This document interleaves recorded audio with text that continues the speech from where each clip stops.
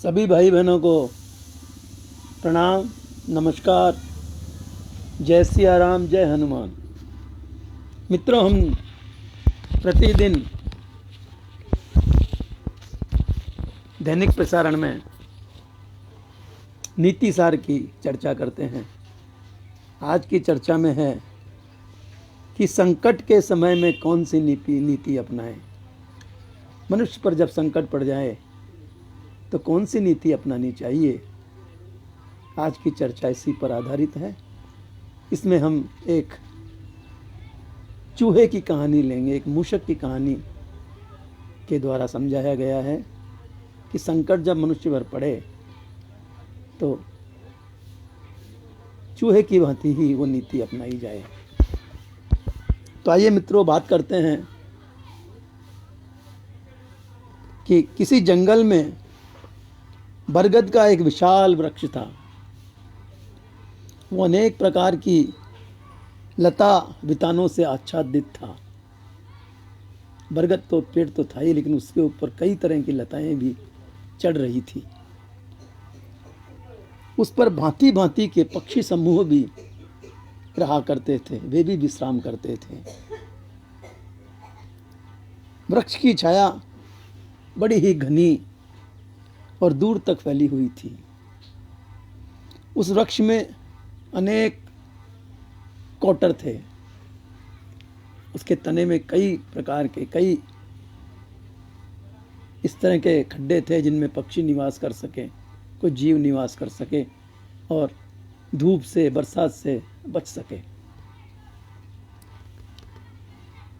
उसी वृक्ष की जड़ में एक पलित नामक चूहा रहा करता था। वो बड़ा ही बुद्धिमान था। वहां पर उसने 100 द्वारों वाला एक बिल बना रखा था। उसके बिल में 100 द्वार थे। क्योंकि बुद्धिमान था, इसलिए उसे पता था कि पता नहीं किस वक्त, किस समय कौन सा द्वार काम आ जाए। इसलिए अपने बिल में उसने 100 तरह के 100 तरफ, हर दिशाओं में उसने बिल बना रखे थे। और उसी में वो निर्भय होकर के रहता था, बेचिंता होकर के रहा करता था। उससे किसी प्रकार का भी भय नहीं था, क्योंकि उसका घर, उसका विश्राम स्थल बहुत ही सुरक्षित उसने बना रखा था। उसी वृक्ष में एक लोमश नामक बिलाव भी रहा करता था। अब बिलाव और चूहे में तो दुश्मनी होती है, बैर होता है। जो वृक्ष के पक्षियों को खाया करता था, वो बिलाव उस समय देख करके, मौका देख करके, अवसर देख करके उसमें रहने वाले पक्षियों को पकड़ लेता और खा जाता। उस वन में एक चांडाल भी घर बना करके रहता था। वो चांडाल प्रतिदिन सायंकाल सूर्यास्त हो जाने पर उस वृक्ष के समीप आकर के जाल फैला देता और अनाज, मांस के टुकड़े वगैरह वगैरह ला करके वहां पर डाल देता जाल के आसपास, जिससे कि कोई पक्षी, कोई रेंगने वाला जानवर उसमें आकर के फंस जाए। और ये सब कार्य करके वो चांडाल रात्रि में सुखपूर्वक जाकर के अपने घर पे सो जाया करता था। सवेरा होने पर वहां आता और जाल में फंसे हुए पशु पक्षियों को पकड़ करके ले जाता था। यह उसका रोज का नियम था। एक दिन अपनी असावधानी के कारण उस वृक्ष में रहने वाला नोमस नाम का बिलाव भी उस जाल में फंस गया। लेकिन जब उस चूहे ने बिलाव को फंसे हुए देखा तो खुश हो गया कि चलो, एक बैरी से तो पीछा छूटा। वो बिल से निकल करके निर्भय होकर के वहां पर घूमने लगा। उसी समय उसने जाल के ऊपर मांस के टुकड़े को देखा तो वो भी उसे खाने के लिए उसके पास गया और जाल में फंसे हुए अपने शत्रु बिलाव को देख करके चूहा मन ही मन प्रसन्न हो रहा था। इतने में ही उसने दूसरी ओर देखा तो अपना दूसरा भयानक शत्रु नेवला भी उसे दिखाई दिया, जो बड़ी ललचाई दृष्टि से उसे ही अपना ग्रास बनाने हेतु देख रहा था। जाल में फंसने के पश्चात भी वो नेवला चाह रहा था कि ये चूहा मेरे पास आ जाए तो मैं इसे शिकार बना लूं। नेवले का नाम था हरिण। वो नेवला भी वृक्ष के पास ही विचरण किया करता था और बिल बना करके रहा करता था। एक और अद्भुत बात हुई कि चूहे को उस बरगद वृक्ष के ऊपर अपना तीसरा शत्रु उल्लू भी बैठा दिखाई दिया। तीखी चोंच वाला वो उल्लू भी चूहे को देख करके मन ही मन उसे निगल जाने की ताक में बैठा हुआ सोच रहा था और उल्लू का नाम था चंद्रक। तो मित्रों, चूहे के सामने दो शत्रु खड़े थे, एक और नेवला था, दूसरी ओर उल्लू। वो बहुत घबरा गया, उसे जैसे मौत ही सामने दिखाई देने लगी थी। वो सोचने लगा, यदि जाल को काट करके मैं अंदर घुसता हूं तो वहां पर बिलाव पहले से ही मेरा दुश्मन बैठा है। अब वो करे भी तो क्या करे।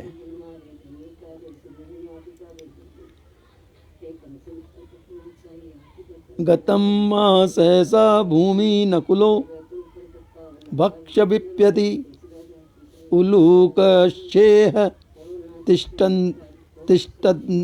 तिष्ठन्तं मार्जरः पाश संचक्षात। अब वो करे भी तो क्या करे।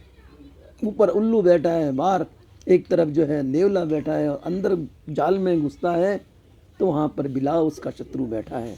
तीन तरफ से वो चूहा घिर चुका था, पर वो चूहा था बुद्धिमान और नीतिवान।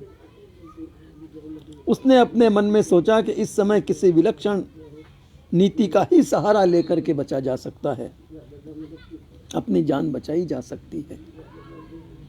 हार मान लेना ठीक नहीं है।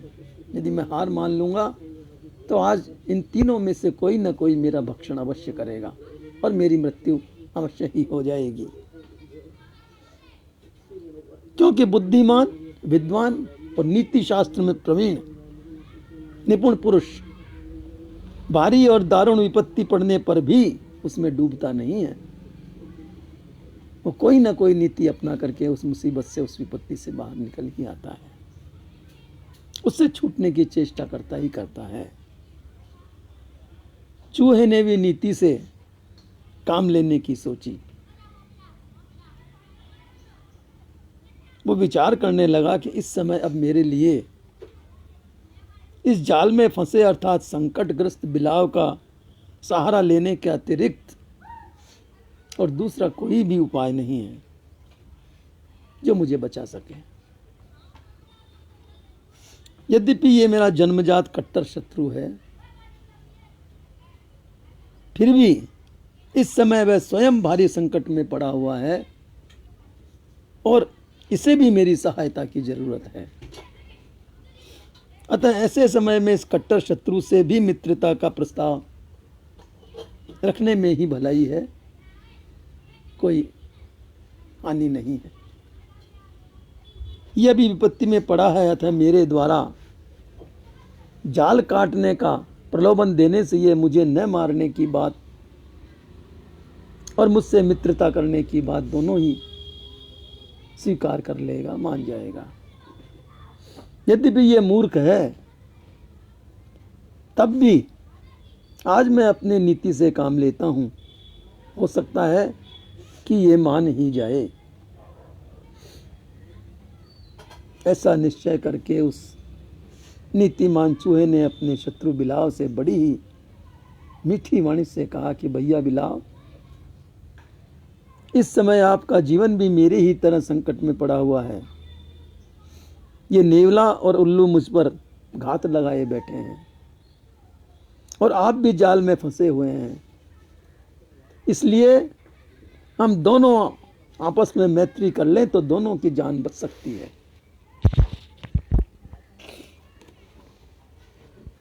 परंतु आपको ये वचन देना होगा कि आप मुझे मारेंगे नहीं।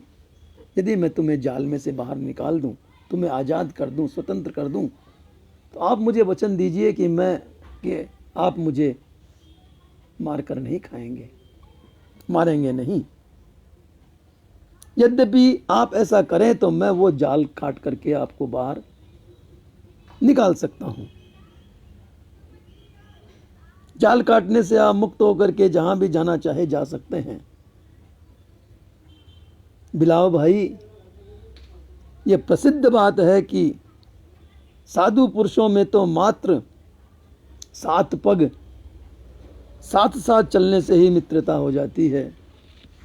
फिर हम और आप तो सदा से ही इस वृक्ष का आश्रय लेकर के यहाँ पर इतने दिन से साथ में रह रहे हैं। अतः आज संकट में पड़े हुए आपके साथ मैं मित्रोचित धर्म निभाऊंगा। मित्र की तरह ही आपसे व्यवहार करूंगा और मित्र की तरह ही आपको इस संकट से मैं उबारूंगा। इसलिए अब आपके लिए डरने की कोई बात नहीं है। आप निश्चिंत रहिए, मैं आपको इस जाल से आज़ाद करता हूँ, स्वतंत्र करता हूँ। चूहे का प्रस्ताव सुनकर के बिल को बड़ी प्रसन्नता हुई।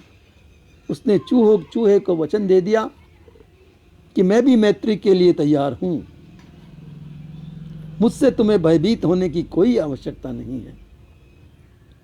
इस संकट से तुम मुझे मुक्ति दिलाओगे तो ये मेरे ऊपर तुम्हारा बहुत बड़ा उपकार होगा। फिर भला मैं तुम्हारा अहित कैसे कर सकता हूं, तुम्हें कैसे मार सकता हूं। इसलिए हे चूहे, हे मूषक, तुम मुझसे निर्भय होकर के जल्दी से जल्दी इस जाल को काट डालो, क्योंकि यदि प्रातः हो गया, सवेरा हो गया, भोर हो गई तो चांडाल आ जाएगा और मुझे पकड़ करके ले जाएगा। मैं तुम्हारे उपकार का बदला कैसे चुका पाऊंगा, मैं यही सोच रहा हूं। तुम मेरे प्रिय करने वाले हो तो मैं तुम्हें कैसे जो है हानि पहुंचाऊंगा।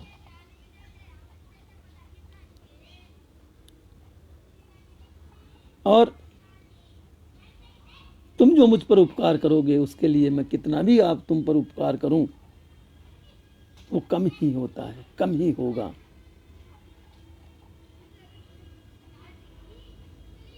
क्योंकि पहला तो बिना किसी कारण के ही भलाई कर रहे हो, जबकि दूसरा किसी के उपकार करने के बदले में उपकार करता है तो फिर क्या था।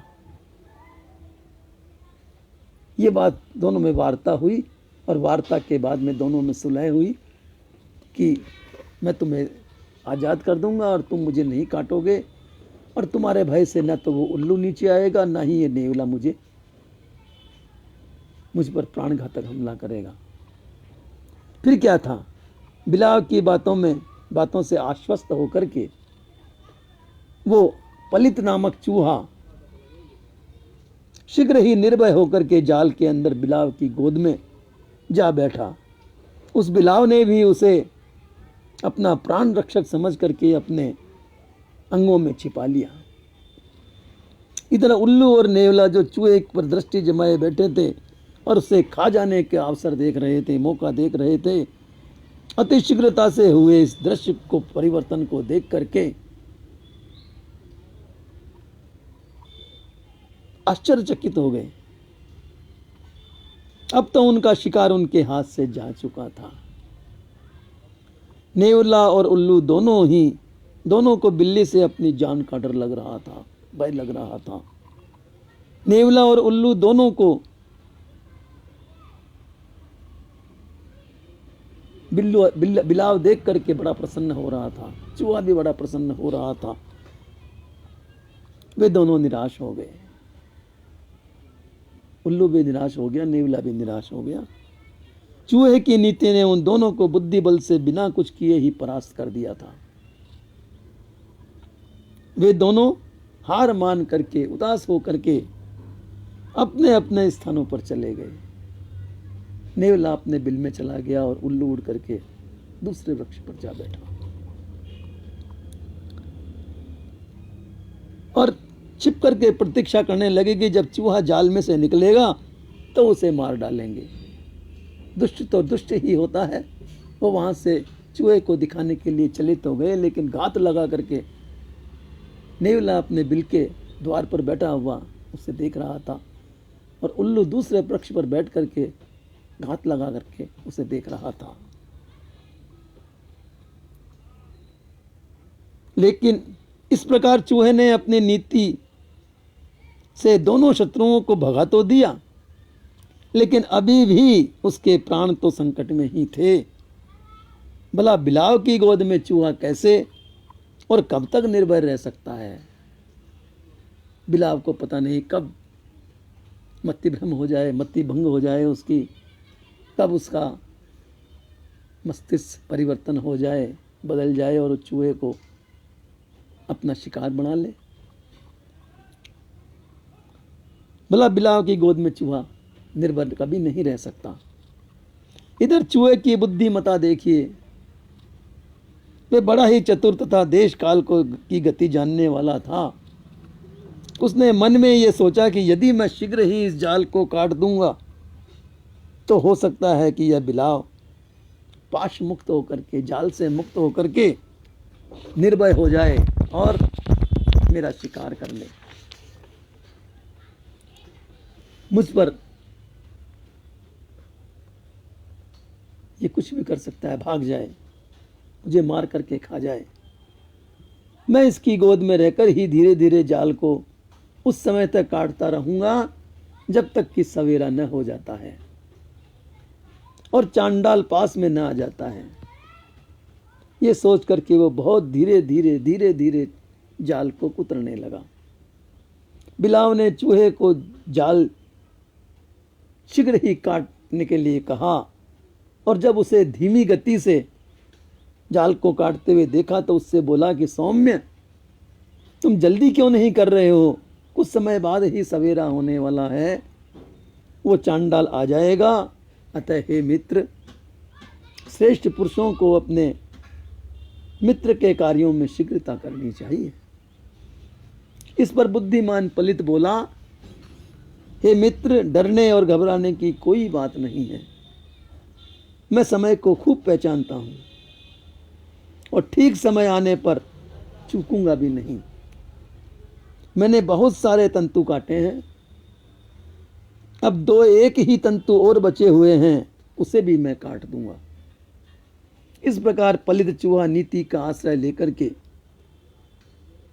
अपने प्राणों को बचाता रहा और बिलाव से मित्रता की बात भी करता रहा तथा उसे आश्वस्त भी करता रहा। दोनों के इस प्रकार वार्तालाप करते करते रात बीत गई, सवेरा हो गया। इतने में ही वो परिघ नामक भयंकर चांडाल हाथों में हथियार लिए हुए, साथ में कुत्तों को लेकर के वहां आता हुआ दिखाई दिया।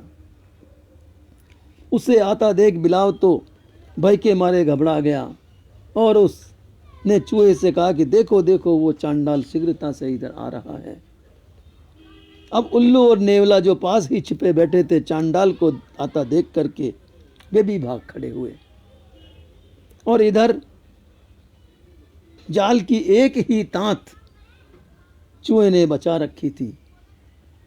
जब चांडाल एकदम पास ही पहुंचने लगा तभी चूहे ने वो तांत भी अपने दांतों से काट डाली।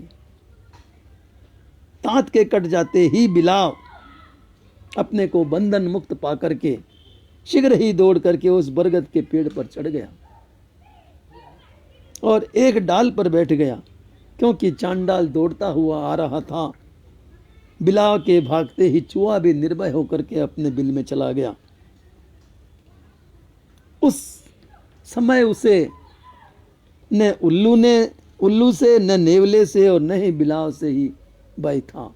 किसी से भी भय नहीं था, क्योंकि उनका चौथा शत्रु चांडाल हथियार लेकर के बरगद के नीचे खड़ा था।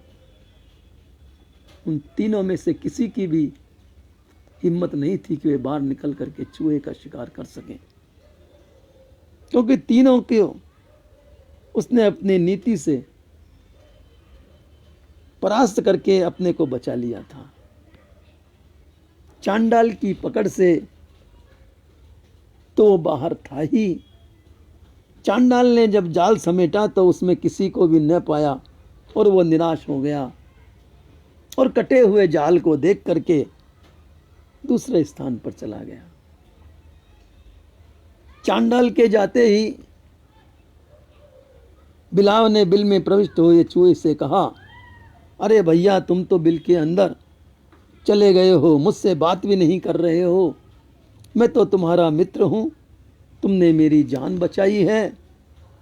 बाहर आओ, मुझसे बात करो, मेरे पास बैठो, मेरे साथ रहो। और मेरी जाति के दूसरे बिलाव भी तुम्हारे मित्र हैं, वे भी तुम्हारा सम्मान करेंगे। तुम तो मेरे शरीर के स्वामी हो, आओ, आ जाओ। आज से तुम मेरे घर के स्वामी भी रहोगे। मेरी सारी संपत्ति पर तुम्हारा अधिकार है। हे मित्र, तुम बहुत बुद्धिमान हो, अतः मेरे मंत्री बन जाओ। तुम्हारी मंत्रणा से हम सब यहाँ पर इस वन में राज करेंगे, इस वृक्ष पर राज करेंगे। मैं शपथ खा करके कहता हूँ कि तुम्हें मुझसे कोई भय नहीं रहेगा। तुमने तो मेरा हृदय ही जीत लिया है, अतः मुझे मेरे मित्र तथा हितैषी के रूप में तुम स्वीकार कर लो। इतना कहकर के लोमश नामक बिलाव चुप हो गया और पलित नामक बुद्धिमान चूहा बिल के द्वार से उसकी सारी बातें सुन रहा था। तब उसने बहुत ही सुंदर और उपयोगी नीति की बातें बताते हुए लोमश बिलाव से कहा, हे लोमश, आपकी कही हुई सब बातें मैंने बड़े ध्यान से सुनी हैं, किंतु मेरी भी कुछ बातें आप सुन लीजिए।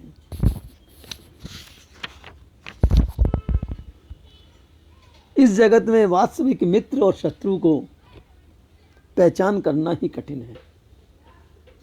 अवसर आने पर कितने ही मित्र शत्रु और कितने ही शत्रु मित्र बन जाते हैं।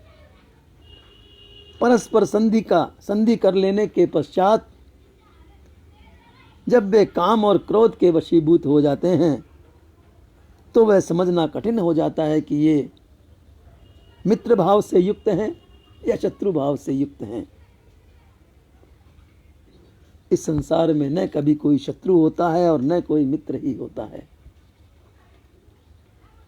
आवश्यक कार्य के संबंध से ही लोग एक दूसरे के दुश्मन और एक दूसरे के मित्र बनते हैं, मित्रता करते हैं। जो विश्वास पात्र न हो उस पर तो कभी विश्वास करना ही नहीं चाहिए, और जो विश्वास पात्र हो उस पर भी अधिक विश्वास नहीं करना चाहिए, क्योंकि विश्वास से उत्पन्न हुआ भय मनुष्य का मूलोच्छेद कर देता है, जड़ को ही काट देता है।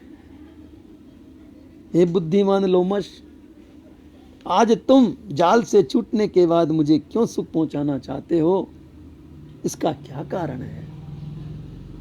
यहां तक उपकार चुकाने का प्रश्न है, वहां तक तो तुम्हारी और हमारी समान स्थिति है। यदि मैंने तुम्हें संकट से छुड़ा है तो तुमने भी मेरे प्राणों की रक्षा की है। फिर मैं भी तुम्हारे लिए कुछ नहीं करना चाहता, किंतु तुम ही क्यों उपकार का बदला चुकाने के लिए इतने उतावले हो रहे हो? तुम इसी स्थान पर मांस के लोभ में उतर करके जाल में फंसे थे। तुमने चपलता के कारण ध्यान नहीं दिया और जाल में फंस गए थे। जो चपलता के कारण प्राणी अपने ही लिए कल्याणकारी नहीं होता है तो फिर वह दूसरों की भलाई क्या करेगा। अतः यह निश्चित है कि चपल पुरुष सब काम चौपट कर देता है। लोमश, मुझे तो तुम्हारी ये प्रीति भी किसी कारण को लेकर ही उत्पन्न हुई है, ऐसा मुझे लग रहा है। ये सच्ची नहीं मालूम देती है।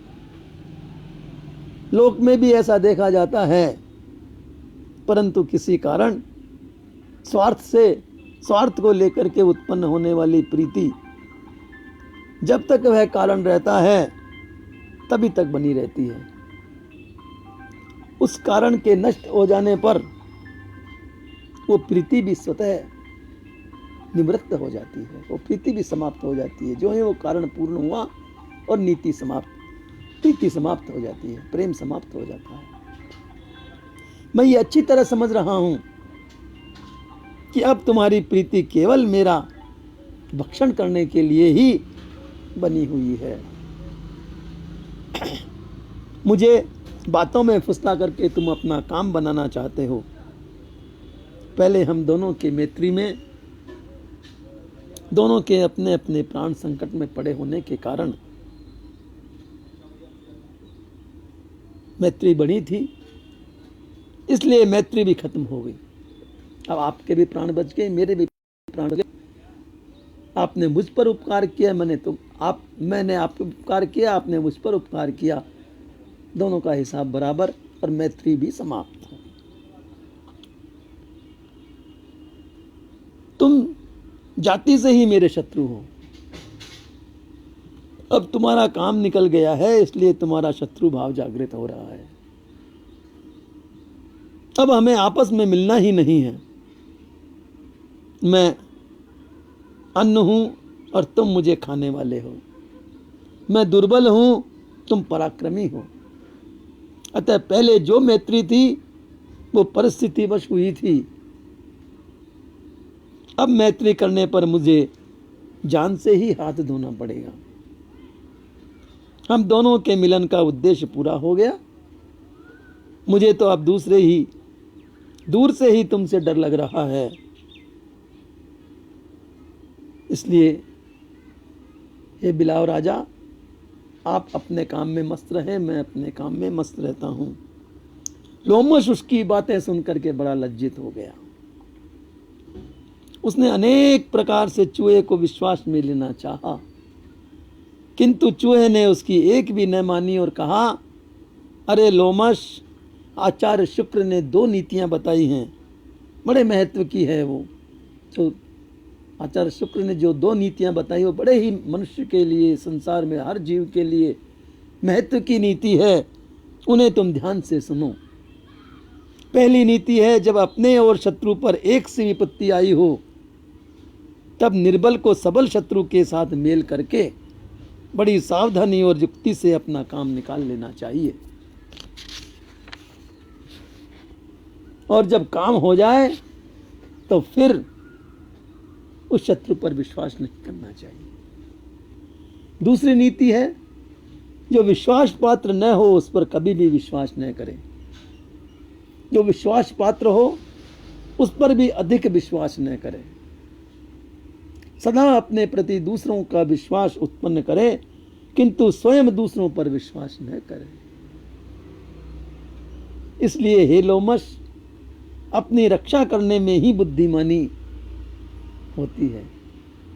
अच्छा तो यह है कि जैसे मैं तुमसे अपने को बचाने की चेष्टा कर रहा हूं, ऐसे ही तुम भी उस चांडाल से सदा अपने को बचाए रखने की चेष्टा करते रहना।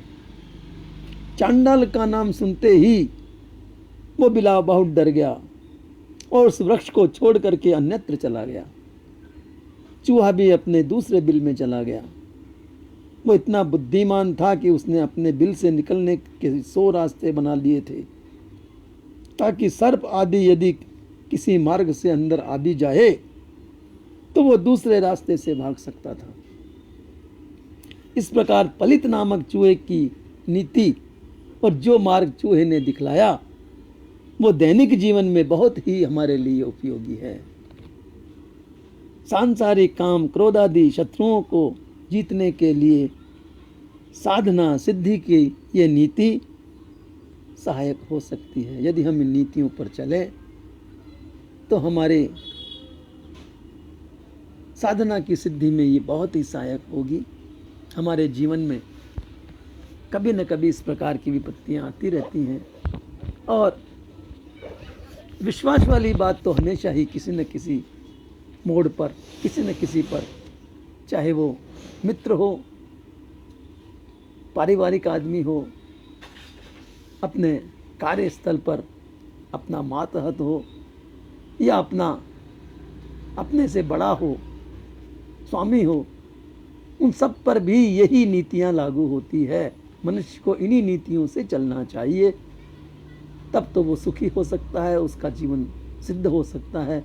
वरना फिर ईश्वर जाने, भगवान जाने, उनके प्राण तो संकट में है ही हैं, उन्हें मुसीबत का सामना तो करना ही पड़ेगा, संकट का सामना तो करना ही पड़ेगा।